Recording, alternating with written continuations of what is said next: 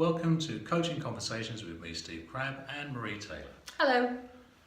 We are the co-authors of Business Coaching and Mentoring for Dummies, and the conversation we're going to have today is around the subject of what to do when a client changes the coaching relationship, when they basically move the goalposts. So come join us.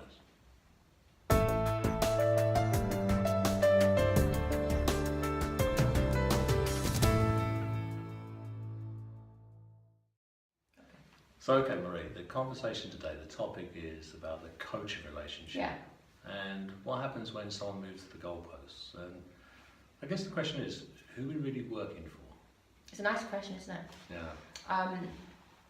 I like the analogy of the goalposts because I think sometimes when we've got a coaching relationship going, whether it's with an individual or an individual in an organisation who maybe has, they might have a sponsor, somebody who's their boss or sometimes a talent director or a HR director, who's the person who's commissioned the coaching. And there might also be other stakeholders like finance director or a peer group of their, other people who've got an interest in that coaching contract and that coaching relationship. And it can feel like you're playing with a football sometimes, that you've got a contract with the organisation, your primary contact, your primary client is always your coaching client, the person whom you're there to serve. They're always going to be your primary. But you often have to manage these other things, and it is like a football pitch, and it is like passing a ball around. Somebody holds the ball in that contract for a period of time. So sometimes the talent manager or the person's manager holds the ball because they're the person who's also got a vested interest in this person doing well. Yeah. It might be the finance director who holds the ball because they're querying the bill or they want to understand what exactly we're getting. So crops to mind is the client in front of you is the primary interest. Yes. What happens when there is an obvious conflict of interest? Okay, again, important. How do you deal with that? Well, I think I mentioned this in the book, but there's something around, there's two instances I think where this happens, where the client might kind of seek to change the nature of the contract, okay? And sometimes that's legitimate, and sometimes it's not. So an example would be, for example, I was working once with this woman who was she was a lawyer. I'm trying not to use her name. Let's call her Polly, okay? And she had had a bereavement, and she was back at work, and her organisation were effectively paying me to coach her, to keep her resilient at work, and to help her to manage her well-being. Okay. On the face of it, that may seem like a strange thing to be coaching people around in an organisation, but she was responsible for a massive contract, about £3.5 million contract, and they knew when she came back to work that she was going to be heavy on with the work. As part of that, so we were coaching for about 3 to 6 months, and as part of that, she also said, look, I'm struggling at the minute with how to manage something in relation to my children and the whole thing about coming to work and just work-life balance. I'm struggling, but it's not really part of the deal.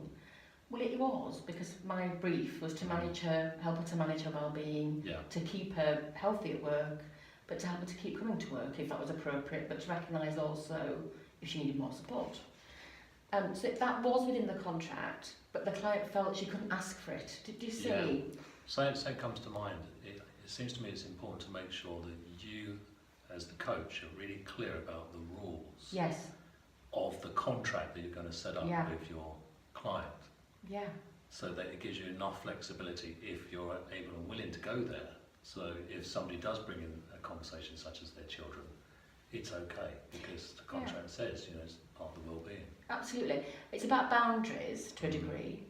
But it's also, there are instances where that also, being really clear about your boundaries is important in order to say no. To say, actually, no, that's not. Yeah. So another example would be Jim, who was is still a hedge fund manager.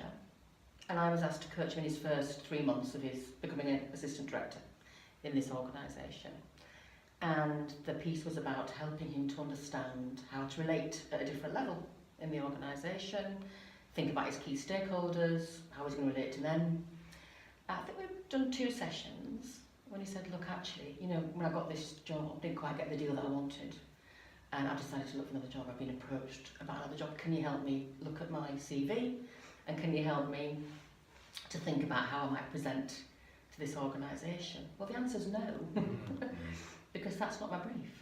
And I'm not going to be, paid by an organisation to help him to integrate into a new job and then be helping him to find a job externally. And in that situation, what I did, what I think is good practice, is to say, look, you need to talk to your employer. They've just appointed you to a new role, they're investing in you. If you need to go back and renegotiate, go back and renegotiate. But if it's what you want. But I can't work with you on something that's helping you to exit the organisation when my contract is to keep you with the organisation and make you efficient and effective. That one seems very clear. Really clear. Really clear. Yeah. I think this would be a conversation for another conversation. Yeah. Another topic. But it's about you being able to identify. I think I'm really interested in how you're able to identify when there is a conflict which may not be so clear as that example you just gave. Yeah. Well, it's an interesting one, that, isn't it? Because I think sometimes, if I'm honest, I think sometimes it's about experience and just feeling. Does this feel right or not? Does it feel congruent in relation to what I've committed to do here? And who am I serving? Which is why the football analogy is quite helpful, because at some level it depends who's holding the ball and whose interests you're serving in that situation. So when I started saying, we're always serving the client as our primary interest, the coaching client, we are, but within a set of rules and boundaries, like a football pitch, like rules of a game. And so I think what I actually do in reality is I kind of do a little internal check.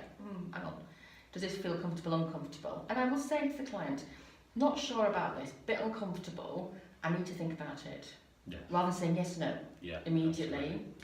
And the other thing I think I do quite a lot is I'll say, well, let's just examine it. So let's kind of helicopter above it. So let's think about the question you just asked me. And let's think about if I wasn't me and you weren't you, but we're looking into this situation, what might the issues be? So I almost work with the client to help them to see the dilemma they might be putting into the relationship. Does that make sense? It does, yeah. Great, okay, brilliant. Some great insights there. So next time we have a conversation, the topic of the conversation is going to be about presenting the business case for your clients, which is an integral part of how to actually get the work. So thanks, Marie. If you've got any questions about this subject, you can email Marie or myself. The email addresses will come up at the end of this, and you can contact us on our LinkedIn page, which is Business Coaching and Mentoring. So until the next conversation. See you soon. See you next time.